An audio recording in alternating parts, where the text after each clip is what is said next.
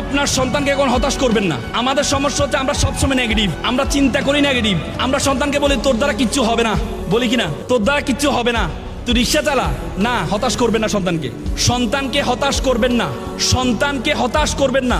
সন্তান যদি প্রতিযোগিতা অংশগ্রহণ করে, সন্তান যদি প্রতিযোগিতা অংশগ্রহণ করে, ধরেন 100 জন প্রতিযোগিতা অংশগ্রহণ করেছে, আপনার সন্তান হয়েছে 20তম, আপনি কি বললেন, কি রে বেটা তোর আগে 19 জন পাস করে ফেললো, তুই কি করলি?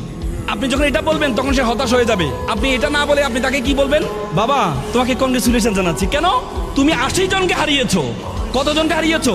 80 জনকে হারিয়েছো। এজন্য তোমাকে কংগ্রেচুলেশন জানাচ্ছি। তোমরা এখানে যারা আছো, অভিভাবক যারা আছেন, আপনাদের উদাত্ত আহ্বান থাকবে, সন্তানকে স্বপ্ন দেখাবেন বড় করে। সন্তানকে স্বপ্ন, ব্যর্থতা থাকবেই, পরীক্ষা সে খারাপ করতেই পারে, বলে তো ফেল মানে ফার্স্ট অ্যাটেম্প ইন লার্নিং, শিক্ষার প্রথম ধাপ, শিক্ষার প্রথম ধাপ। তো সুতরাং ব্যর্থতা থাকবেই।